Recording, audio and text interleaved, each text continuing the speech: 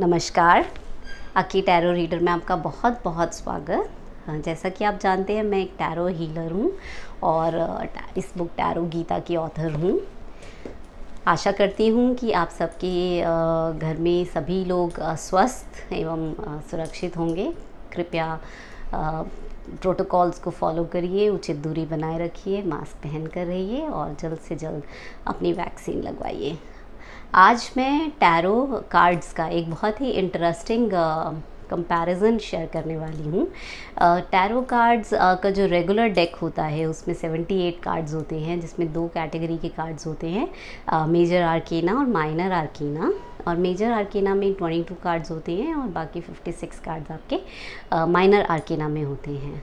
तो इन 22 कार्ड्स को मैं आज शेयर करूँगी और इन 22 कार्ड्स से हम एक तरीके से कैसे मानव जीवन की जो लाइफ साइकिल है उसको कंपेयर कर सकते हैं। वो बहुत ही इंटरेस्टिंग कंपैरिजन है, तो आज मैं वही शेयर करने वाली हूँ। तो जैसे कि मानव का जन्म होता है मनुष्य का, तो सबसे पहले जन्म होते he is on the journey, उसका सफ़र शुरू हो जाता है। तो ये पहला कार्ड होता है द फूल, ये उसी सफ़र को दर्शाता है कि कैसे हम उस पथ पर चल चुके हैं। हमें नहीं मालूम कल क्या होने वाला है, लेकिन वी आर वेरी हैप्पी।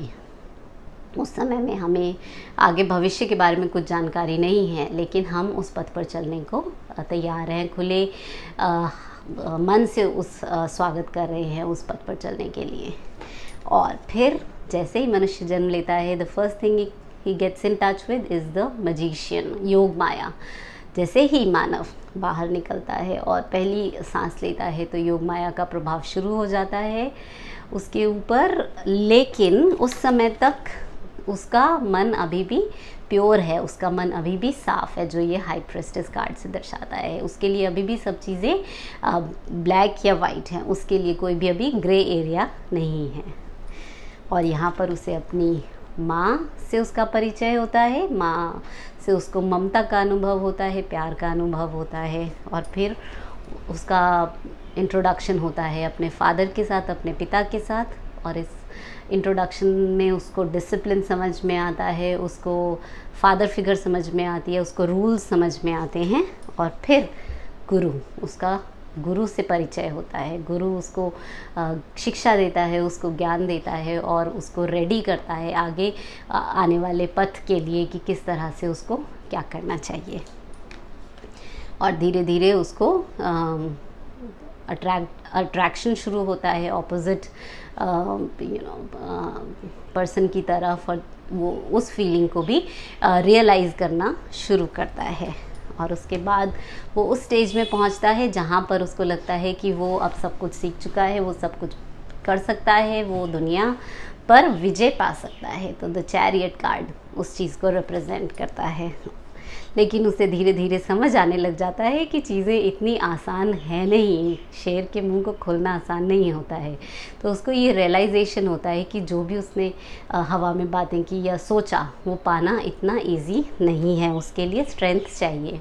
और तब उसे अपने इनर कॉन्शियस, अपने सब कॉन्शियस माइंड की रियलाइजेशन होती है। और पहला इंट्रोडक्शन होता है उसका अपने इनर कॉन्शियस से, यहाँ पर जब उसको रियलाइज़ होता है कि चीज़ें इतनी आसान नहीं हैं।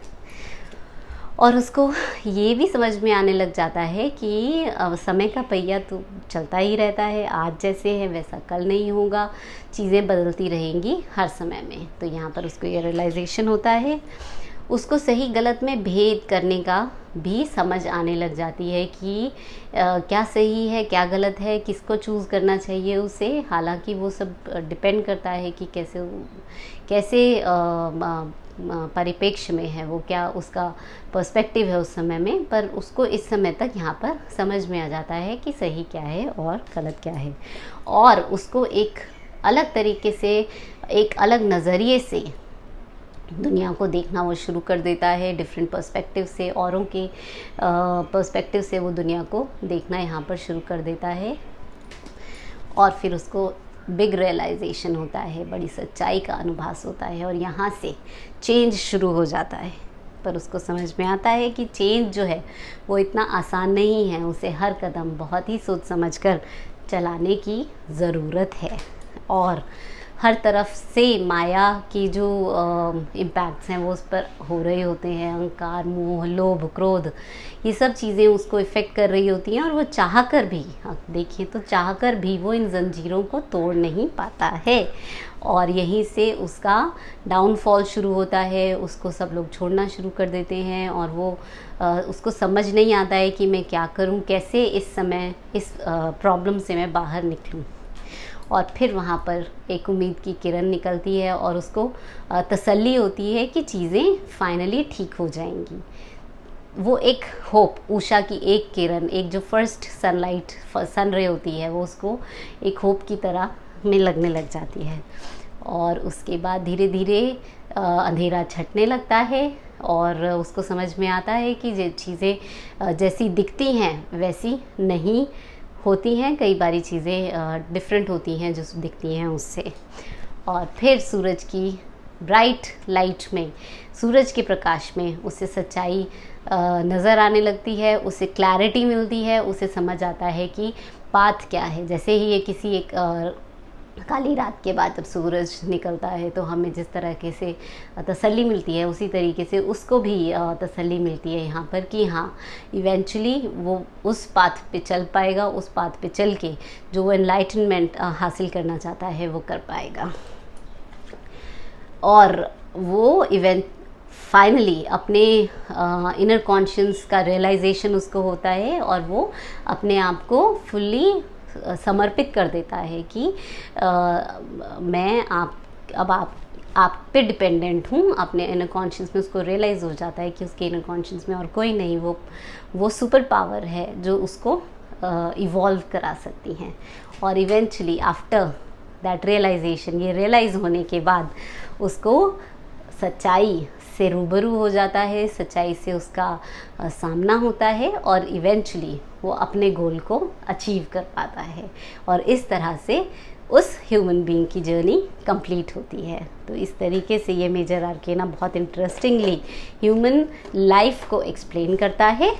आई होप आपको ये कंपैरिजन अच्छा लगा होगा।